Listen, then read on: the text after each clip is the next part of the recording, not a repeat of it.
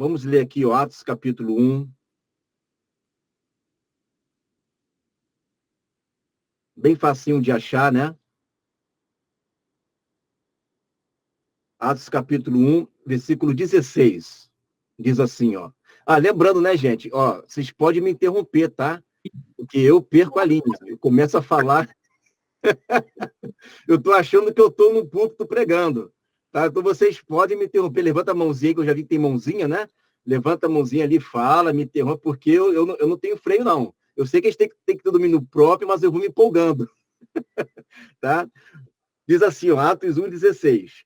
Irmãos, convinha que se cumprisse a escritura que o Espírito Santo proferiu anteriormente por boca de Davi, acerca de Judas, que foi o guia daqueles que prenderam Jesus. Porque ele era contado entre nós. Preste atenção que esse verso aqui, ó.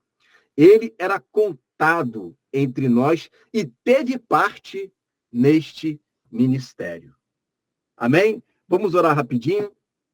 Senhor, meu Deus, te agradecemos por mais esse momento, por mais essa noite, que possamos aprender mais e mais da tua palavra, mais e mais, Deus, dos mistérios do teu reino, que o Senhor escondeu aos grandes, aos poderosos, mas revelou, e é da tua graça, é do teu agrado, revelar aos pequeninos. Nós somos os pequeninos, Senhor. Então, revela a nós a tua palavra, e que a tua palavra vá e produza o resultado pela qual ela foi enviada, e não volte vazia, Senhor. Em nome de Jesus. Amém.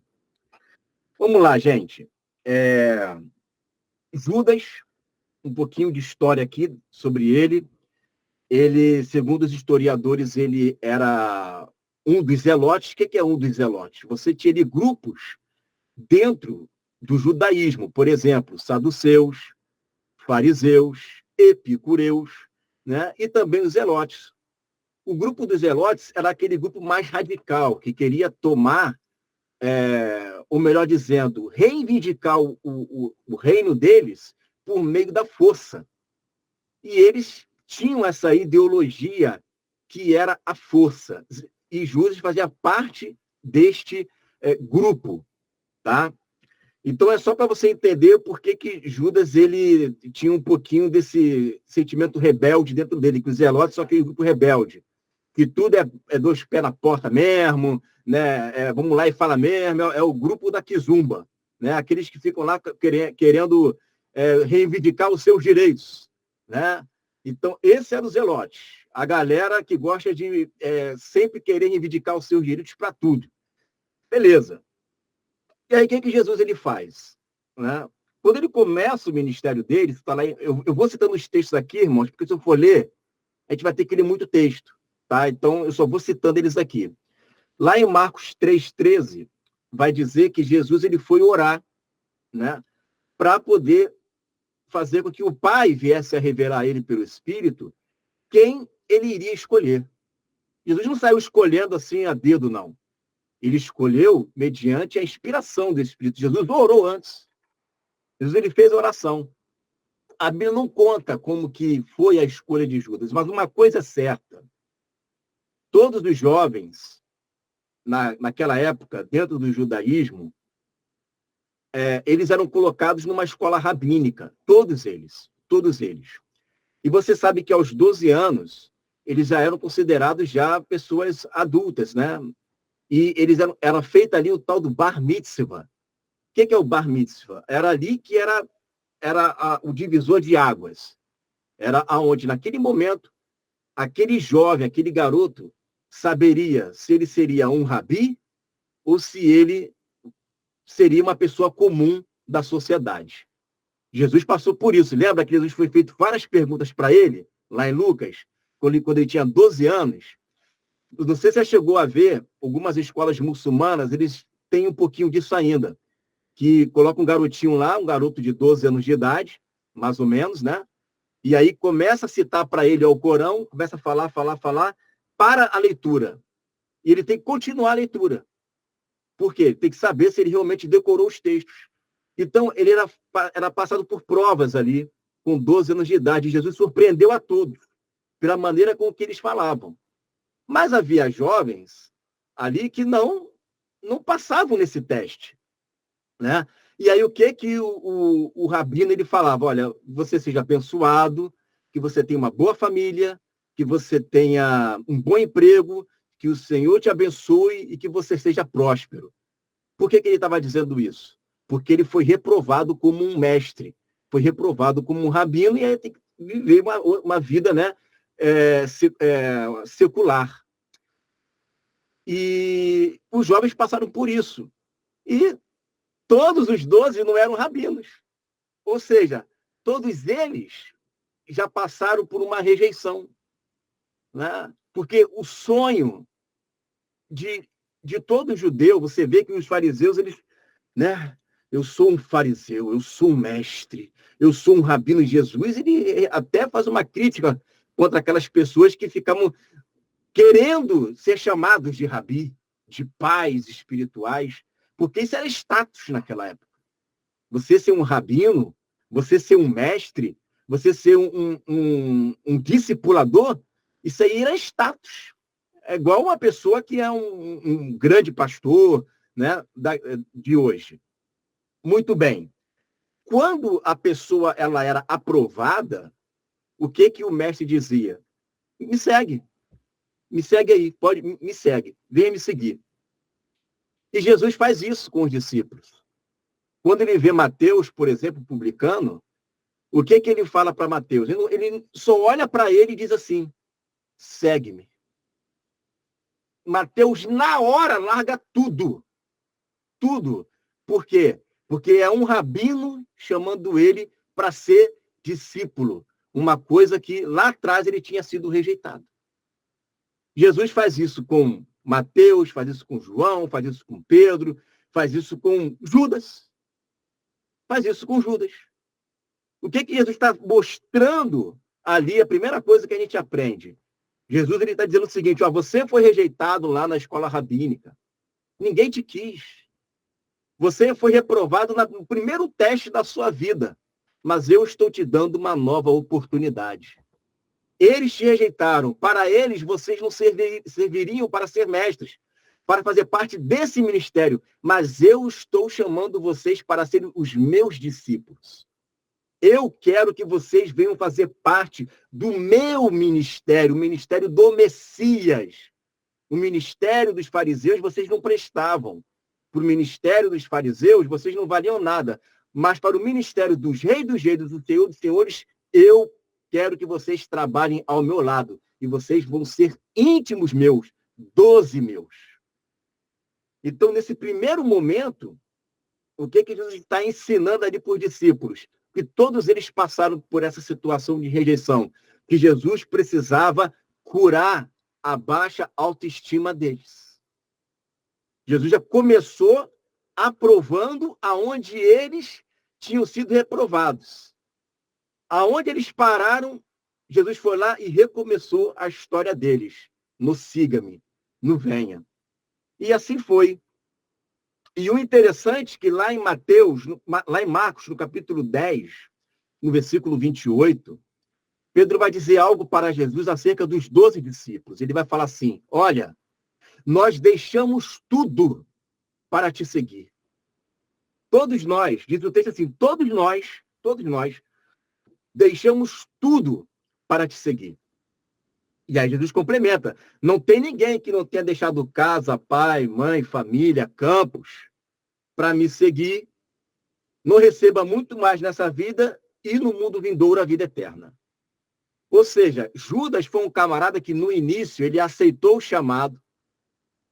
Judas foi um camarada que no início ele largou tudo.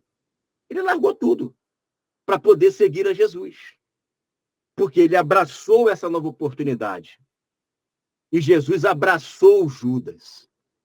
Tanto abraçou Judas, que lá em Marcos 3,15, João 4, 1, 2, você vai ver que Jesus envia Judas. Eu vou falar Judas aqui para não falar discípulos, né? Porque a ideia é Judas. Judas está ali no meio, tá? Jesus envia Judas para pregar a palavra. Agora, qual palavra você acha que Judas ia pregar? Era a palavra que Jesus estava ensinando.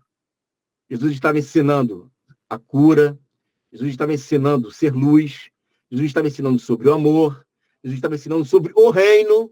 coisa que Judas não entendeu.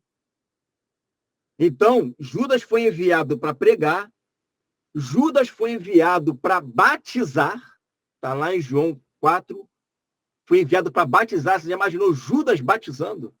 E Judas foi enviado para curar os enfermos. Então, olha o ministério que Deus tinha colocado na vida desse camarada. E aí você percebe que, por mais que a pessoa ela trabalhe no ministério, ela prega, ela cura, ela faz milagres, se ela não tiver a sua alma, suas coisas resolvidas, ela ainda não está aprovada por Deus. Então, a pessoa ela pode estar curando, pode estar pregando, pode estar ganhando alma, ganhar alma é batizar, né? Está batizando, está ganhando alma. Ela pode estar fazendo isso aqui, ó, pelo reino. Mas de nada adianta se ela não tiver sua alma curada. De nada adianta se ela não tiver sua vida resolvida espiritualmente. Então não é o muito trabalhar, é o muito se entregar ao Senhor. Ele trabalhava muito, mas não estava se entregando a Deus. No início, ok. No início, tudo bem. Mas não importa a forma como você começa, importa como termina. Lembra que Paulo falou? Começaste no espírito e terminaste na carne. Então você vai vendo a vida de Judas, porque Judas é um camarada que tinha tudo. Ele tinha tudo para ser um grande homem de Deus. Deus deu para ele uma mensagem, um mestre, Jesus, poderes do mundo vindouro, um cargo no ministério entre os discípulos, para ser bispo. Está lá em Atos. Tome o outro seu bispado. Ele era para ser um pastor, um bispo, um apacentador. Foi para isso que o Senhor chamou Judas, para cuidar de almas. Mas como ele vai cuidar de almas se a alma dele não estava curada? E aí, e não somente isso, não apenas ele pregou, batizou e curou enfermos, como ele também operou milagre. Você sabia que Judas operou milagre? Eu te provo. Lá em João, no capítulo, Marcos, no capítulo 6. Está vendo ali a multiplicação dos pães e dos peixes. Nós temos só de homem 5.000 pessoas, fora mulher e criança, deve ter uns 7.000 por aí, 7.000, 8.000. O dia inteiro, ali debaixo do sol, Jesus se compadece, vê todo mundo com fome. Só tem 5 pães, 2 peixinhos e 12 cestos. O que Jesus faz? Multiplica os pães, os peixes, né? Coloca nos cestos, nos 12, e pede para que os discípulos vá distribuir para aquela multidão. Você acha que um cestinho, gente, cestinho de pão, cesto de pão, cabe ali pão para alimentar 5.000 pessoas? Claro que não. Jesus multiplicou os pães na mão dele. Mas uma hora aquele pão ia acabar, não ia? O que aconteceu? Os próprios discípulos estavam fazendo os milagres ali. Jesus estava ensinando a eles como fazer milagres. E eles estavam maravilhados com tudo aquilo que estava acontecendo. Né? A primeira multiplicação foi Jesus. Depois Jesus falou assim, agora é com vocês, meu filho. Vai lá e faz a obra. Né? Vai lá e toca o barco lá. Eu fiz aqui. Vocês estão com um cestinho de pão cheio. Agora vai lá e faz o restante. Dá de comer esse povo. Eles estão tirando e está vindo mais. Estão tirando e está vindo mais. Ou seja, Judas participou de um milagre da multiplicação dos pães e dos peixes. Ele estava lá alimentando aquelas pessoas. O que aconteceu na vida de Judas, então? Um homem que, lá em João 13, 29, você vê que Jesus colocou na vida dele um cargo de confiança, que era tesoureiro. Judas era tesoureiro ali. Não é qualquer pessoa que você coloca para cuidar dos bens que as pessoas confiam em você. Confiam no dinheiro. No dinheiro, não. No quem cuida do dinheiro. E ele pegou esse cargo de alta confiança dentro do ministério. Para você ver como que Jesus ele estava fazendo com que Judas ele viesse se sentir alguém importante dentro desse ministério. E aí, o que eu penso? Da metade do ministério de Jesus para lá em João capítulo 12, você vai ver uma atitude de Judas, é o primeiro sinal dele ali, né? Que a gente percebe, uma atitude dele que a gente vê que ele não está sintonizado com o que Jesus está querendo. Por quê? Jesus está sendo adorado por uma mulher, ele vai na casa ali dos fariseus, e ele está sendo adorado. E é colocado ali aos pés dele um óleo caríssimo ali. E a mulher enxuga os pés dele com os seus cabelos, começa a chorar aos pés dele. Jesus está sendo adorado, preste atenção. Jesus está num culto. No meio do culto, Jesus está sendo adorado. E o que Judas está preocupado? Ele está preocupado com aquele dinheiro que está ali. O culto está rolando, a adoração está acontecendo. Jesus está sendo adorado ali, um culto cristocêntrico, e Judas está preocupado com o dinheiro que está ali. Ele não está preocupado com a adoração, com a entrega. Os negócios dele estão voltados para as coisas materiais. Daí você já começa a perceber que ele não está focado no reino. Não está focado no reino. E começa a criticar. Poderia pegar esse dinheiro aí e dar para os pobres. Não é? Mas, João diz, ele não estava preocupado com os pobres. Era porque ele era ladrão. Olha aí. Ele roubava o dinheiro das ofertas, gente. O camarada roubava o dinheiro das ofertas. Uma pessoa que não era liberta, já começa por aí. Uma pessoa que não era liberta, crítica, maldosa. Mas mesmo assim, Deus deu uma oportunidade para ela. Mesmo assim, Jesus foi lá e abraçou Judas para fazer parte desse ministério. E aí Jesus começa a dizer, lá em João 6,70, que Judas era um diabo. Um de vós é o diabo. Né? Por que é do diabo? Porque ele explica. Né? Ele vai falar que aqueles que praticam as obras do diabo é filho do diabo. O diabo veio para roubar, matar e destruir. E o que Judas fez? Roubava, entregou Jesus e destruiu a vida dele. As obras dele eram essas. Judas era um camarada que tinha tudo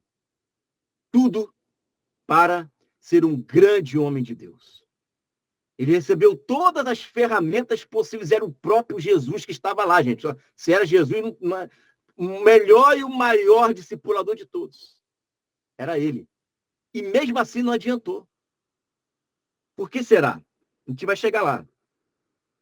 Jesus, em João 17,12, chama ele de filho da perdição. O que é um filho da perdição? É um filho perdido. Ele se perdeu. Ele estava perdido ali. Ele começou bem e na metade para frente ele começa a se perder, a perder o foco. E aí, abrindo um parênteses, né, que pode surgir uma dúvida, mas será que de fato, então, Judas ele nasceu para isso? Ele nasceu para esse fim? Não tinha saída para ele? Estou dizendo para você que tinha, porque ele recebeu o Espírito Santo, ele batizava, ele curava, ele fez milagres. O fato é que lá no Salmo 69, versículo 28, vai falar sobre um amigo íntimo de Davi, que o traiu com um beijo, né? Que traiu com um beijo, não, que traiu, né? Ali Davi. Esse salmo ele é trazido para Jesus. Para Jesus não, para Jesus, que Jesus está incluso, né? Mas para Judas, né? Que Judas traiu Jesus. E nesse salmo, no capítulo 69, diz: risca o nome dele do livro dos vivos. Risca o nome dele e não escreve com os justos. Então, irmão, Judas, não é que ele estava predestinado a fazer isso por ordem de Deus, porque senão ele não seria culpado, o culpado era Deus, né? Mas é que Deus já anteviu pela sua presciência que Judas, pelo seu livre-arbítrio, iria escolher fazer isso. E, antecipadamente, falou por meio dos profetas que isso iria acontecer. Entenderam? Então, não é que Deus foi lá e escreveu, vai lá, trai mesmo, vai lá, mente mesmo, vai lá, rouba mesmo. Senão, seria Deus o autor de tudo isso. E seria ele co-participante de tudo isso. Mas não foi assim. Então, Deus, pela sua presciência, já viu que Judas, pelo seu livre-arbítrio, iria escolher esse caminho, e ele anunciou antecipadamente aos profetas que isso iria acontecer. E aí aconteceu porque estava escrito. Amém? É assim, tá?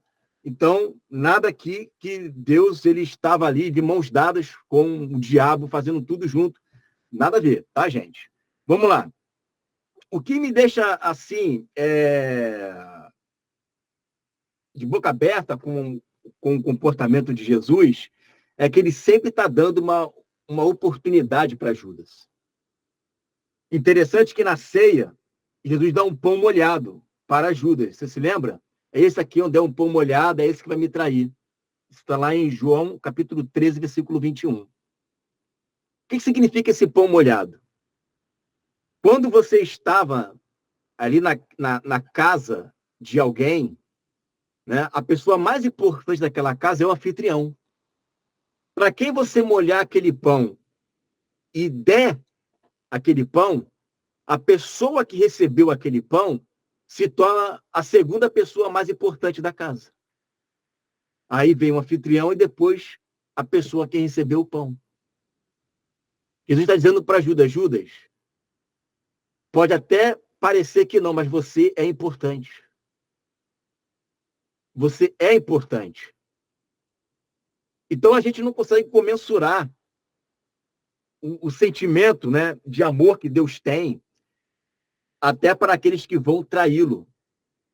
Porque ainda que Jesus soubesse que Judas iria traí-lo, mesmo assim, ele não deixou de ter uma refeição com ele, ainda que ele sabia que era a última. E a Bíblia fala que naquele dia, isso está lá em João 13, 21, a Bíblia diz que o espírito dele ficou angustiado por causa da ação de Judas. É como a palavra ali é taraço. O espírito dele ficou inquieto, agitado, preocupado, comovido com o que Judas iria fazer. Você imaginou o amor de Jesus por toda a humanidade? A gente pensa que Jesus ele está ali para tacar pedra em todo mundo a qualquer momento. Não. Ele vai até a última instância, se for preciso. Só se a pessoa realmente não quiser. Que foi no caso de Judas. A Bíblia diz que o espírito dele ficou comovido, preocupado, angustiado, pelo que Judas iria fazer. E não deu outra. Você conhece a história. Judas foi lá e traiu Jesus com um beijo, e Jesus chama de amigo. É assim que você trai com um beijo, amigo. Então você vê que logo em seguida, em Mateus 27, versículo 3 e 5, vai dizer que Judas ele trouxe, né, as 30 moedas arrependido. Só que esse arrependimento ali não é um arrependimento de mudança de comportamento, é um arrependimento de remorso. Apesar de que na Bíblia, né, a palavra remorso não existe, né? Você tem que ler o contexto. O que tem é arrependimento. Né? Não tem, a palavra remorso não tem no grego, não existe a palavra no grego. Então, usa uma palavra para tudo, né? O problema do Judas ali, por ele ter se enforcado, cometido suicídio, é que Judas não se perdoou. O tempo inteiro, Jesus trabalhou na vida de Judas, tentando trabalhar a estima de Judas, só que Judas ele tinha um problema, que ele não se perdoava. Ele era um homem inconstante. Ele era uma pessoa que ele não admitia que ele tinha errado. Como é que você sabe que ele não admitia que ele tinha errado? Ele se matou, gente. Ele se matou. Ele não se perdoou. Ele não se perdoou. Então, o problema de Judas ali, ele era um homem que estava no ministério, mas não estava com a alma curada. Não resolveu os seus problemas. Não resolveu as suas pendências emocionais. Ele tinha que fazer igual a Pedro. Porque da mesma forma que ele entregou Jesus, Pedro negou a Jesus. E o que Jesus fez? Chamou a Judas? Não deu tempo, Judas se matou. Mas chamou a Pedro. Jesus fez questão de falar, Pedro, chame a Pedro. Chame a Pedro. E olha que interessante, naquele diálogo com Pedro, Jesus fala assim, Pedro, tu me ágape? Aí Pedro fala, Senhor, tu sabes que eu te filo. Você sabe a diferença de ágape para filo. Ágape é o amor divino. Filo é o amor de amizade. É como se eu dissesse assim, eu gosto de você. Tá? Fileu, né? Da onde vem a palavra Filadélfia. Filadélfia ali é por causa de fileu, o amor de amigo, o amor fraterno, né? O amor pai, mãe. E Jesus pergunta, Pedro, tu me ágape? Senhor, tu sabes que eu te filo. Pedro, tu me ágape? Senhor, tu sabes que eu te filo. Ele fala, Pedro, tu me filo? Aí diz o texto que ele se entristeceu, porque ele perguntou 3 vezes. Aí ele disse, Senhor, tu sabes que eu te filo. Né? Então vai lá, apacenta as minhas ovelhas. Ou seja, Pedro ele não escondeu, né, quem ele era. Ele falou, Senhor, eu preciso te amar de verdade. Eu ainda te nego. Mas eu errei. Eu errei. E justamente por eu ter errado, eu estou confessando aqui, o Senhor sabe de todas as coisas. Eu não te amo da maneira que eu deveria amar, mas eu estou disposto a te amar. Ele falou assim, amém. Amém. Então você vai morrer pelo meu nome. Você vai morrer. Que é isso que ele fala para Pedro. Você vai glorificar o meu nome morrendo, se tornando um mártir. Você vai ver o quanto você me ama.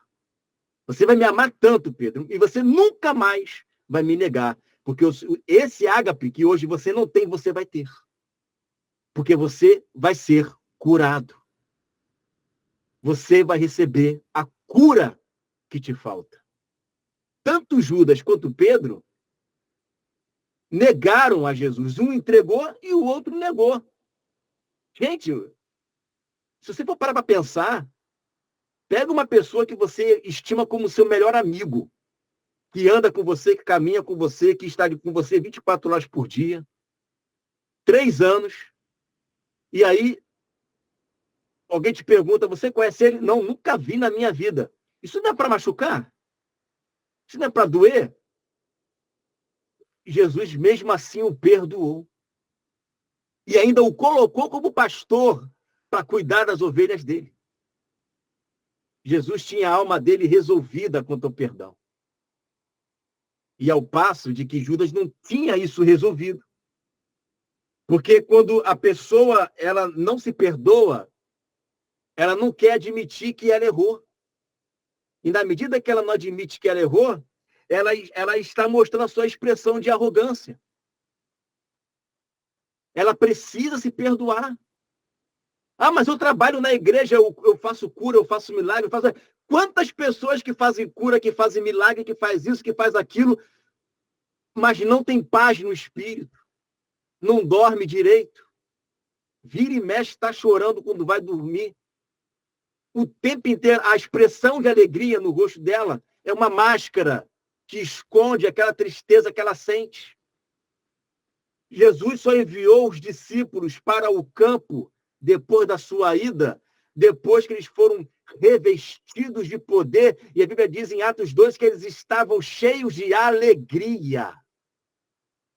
Cheios de alegria, curados, limpos.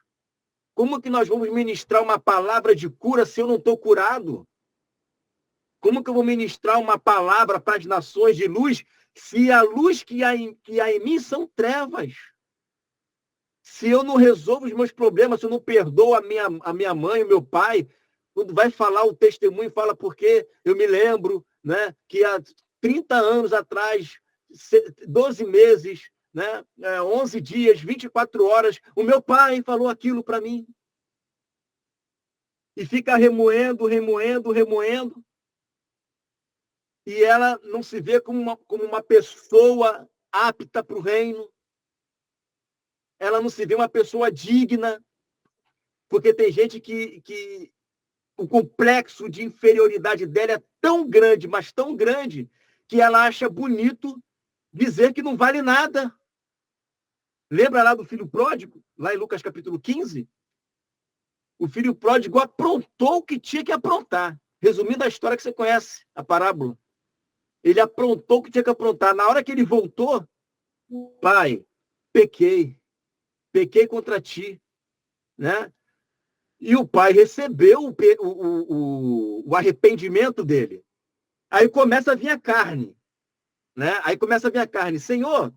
Senhor não é pai? Eu não quero nem ser chamado de teu filho, hein? Eu quero ser escravo. Para mim, escravo tá bom. Deixa você ficar como escravo, né? Aí o pai parou por aqui. O seu papel é pedir perdão, reconhecer os seus erros, dar a volta por cima. Quem decide quem é digno e quem não é, sou eu. E você é digno, sim. Me dá um anel, me dá sandália, me dá roupas novas, chama a banda, vou fazer uma mesa, uma festa, porque o meu filho voltou. Então, Jesus, ele está trabalhando, e é isso que eu quero que você entenda, ele está trabalhando o tempo inteiro naquilo que o diabo, durante a nossa vida lá atrás, quando a gente era adolescente, jovem, passamos por problemas, e esses problemas que nós olhamos e dizemos, eu sou assim porque meu pai era assim. Eu sou assim porque minha mãe era assim. Se hoje eu tenho esse comportamento, é porque lá atrás, irmão, uma coisa eu faço é que, esquecendo-me das coisas que para trás fico e avançando para as que estão diante de mim, eu prossigo para o alvo. Ou você quer ser a cópia de Jesus, ou você quer ser a cópia dos seus passados. O nosso passado não nos define. O que me define é a nova criatura. É a nova criatura. Ah, mas eu nasci assim, eu sou assim. Não. 1 João 2,6 diz, aquele que se diz estar nele deve andar como ele andou. Então, um verdadeiro líder, uma cópia de Jesus, aquele que vai fazer o ID, aquele que vai pregar a palavra, ele precisa estar expressando Jesus, tanto na sua estética, quanto na sua alma. Principalmente na alma. Porque na estética você engana os outros. Você usa máscara. Mas para Deus não tem como enganar. É por isso que Paulo vai falar isso lá em 1 Timóteo 1,5. O fim do mandamento é o amor de um coração puro, boa consciência e de uma fé não fingida. Então, para eu amar a Deus e trabalhar para Ele como um discípulo dele, eu preciso ter um coração puro. O que é um coração puro? Um coração sem dualidade, sem duplicidade, um coração limpo. Jesus vai falar em Mateus 5,8, bem-aventurados limpos de coração, porque eles verão a Deus. Limpo de coração é um coração transparente. Aquilo que eu sou por fora, eu sou por dentro. Isso se chama sinceridade. Você sabe de onde vem a palavra sinceridade? Né? Vem de sem cera. Porque antigamente as pessoas pegavam os vasos e se aquele vaso tivesse algum rachado, algum quebrado, Ele colocava diante da... Isso é malandragem, tá? Ele colocava-se diante da luz e aonde estava passando o rachado, ele pegava a cera e colocava ali, ó, para esconder o rachado. Ou seja, né, tinha cera. Ele colocava a cera para esconder os defeitos. Então, sinceridade é sem cera. Não esconda os seus defeitos. Seja quem você é. Seja transparente. Seja sincero. Seja alguém que realmente é aquilo e é por dentro. Não minta, não finja, igual o Judas fez. O tempo inteiro mentindo, escondendo a sua identidade real, quando, na verdade, o Senhor já tinha uma outra identidade para ele. Uma identidade de bispo, de pastor. Olha que honra! Discípulo de Jesus. Mas ele preferiu dar crédito ao remorso e não ao arrependimento. E pessoas que vivem no remorso é o quê? É emoção. Remorso é o quê? É paixonite. Remorso é o quê? É a pessoa ficar com os cabelos do braço arrepiado por causa de uma adoração. Mas isso não gera transformação. Isso não gera uma metanoia, uma mudança de mente. Isso gera uma pessoa mascarada. Uma pessoa híbrida. Uma pessoa que tem uma dupla personalidade. E dupla personalidade, na psicologia, é uma pessoa que tem problema mental. E dupla personalidade no mundo espiritual é pecado. Porque você não pode ser amigo de Deus e amigo do mundo. Então, quando a gente olha para nós mesmos, né, nós precisamos observar, será que existe algo em mim? Será que existe dentro de mim algo que me impede de crescer mais com Deus? Porque eu não quero ser reprovado. Lembra que Paulo falou? Não adianta eu pregar a muitos e eu mesmo ser reprovado. Eu não quero ser reprovado. Fingir que sou um cristão para agradar os homens, para agradar o pastor, para agradar as pessoas. A gente precisa resolver, porque vai chegar uma hora em que Deus vai colocar você de frente para essa situação e vai dizer, encara essa situação. Encara esse problema.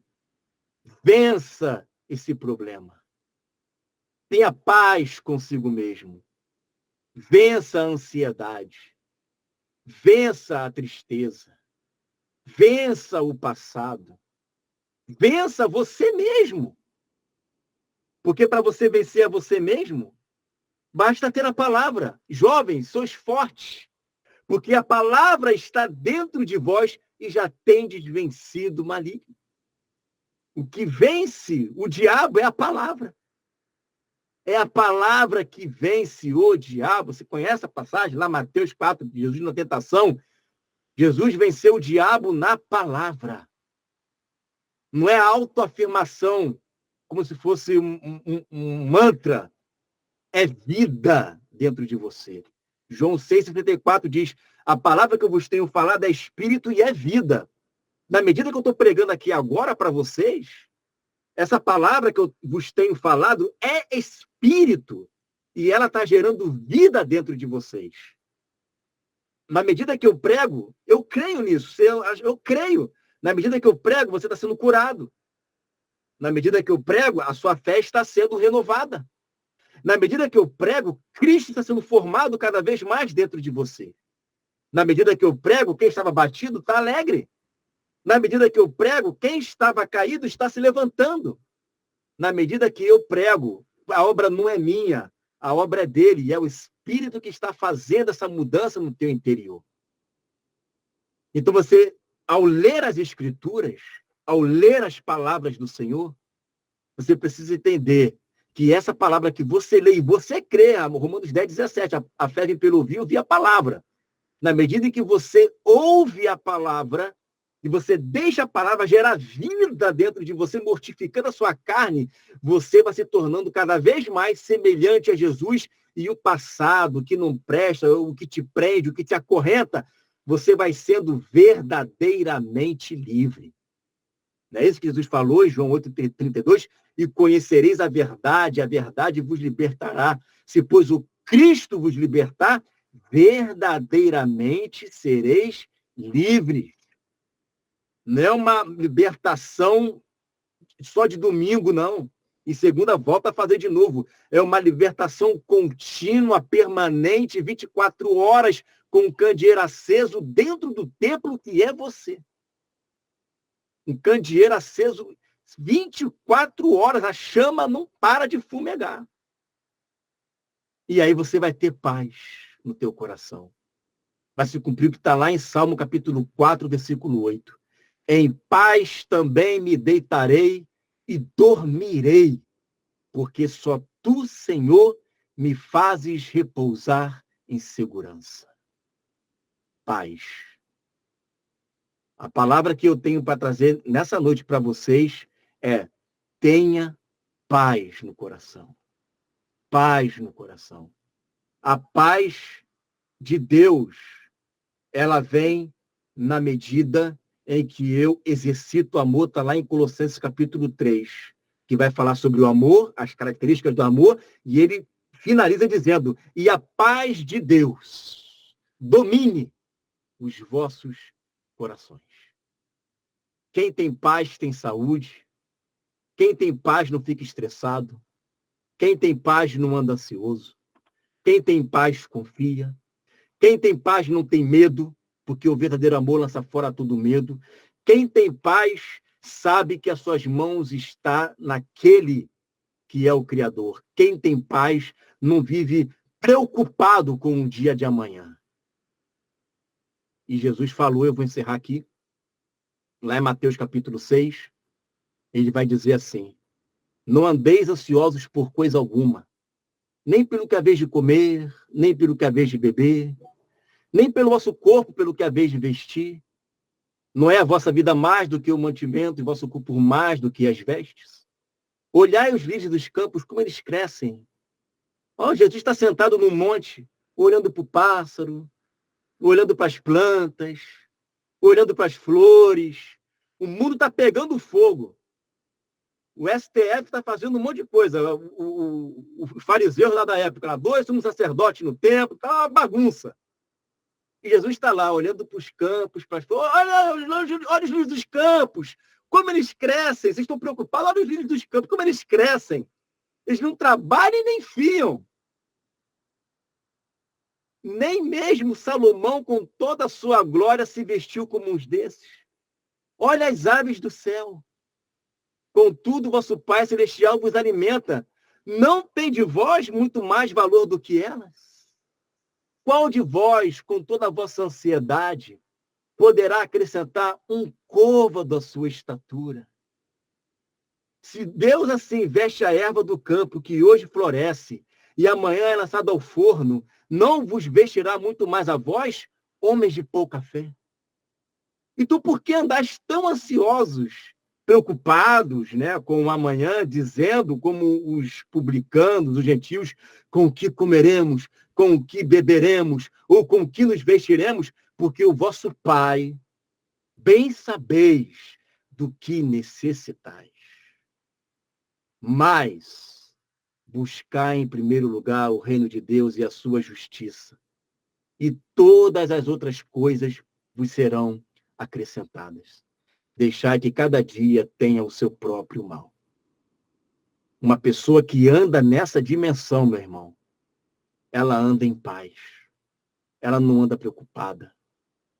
Ela não anda se amanhã vai estar com emprego, vai estar sem emprego. Olhai os lírios dos campos, olhai as aves. Tanto o lírio quanto o campo não tem mais valor do que eu. Eu sou valioso, eu sou precioso. Meu nome está escrito no livro da vida e eu estou valendo muito mais do que o mundo, do que o cosmo inteiro. No momento em que você entender a sua identidade, você vai deixar o Espírito limpar o teu coração. O Espírito dizer para você quem você é no reino. Você é um filho do Altíssimo. Você é a imagem de Deus. Você é aquele que Deus depositou a sua glória. Então, confia no Senhor. Confia nele. E o mais ele fará. Amém?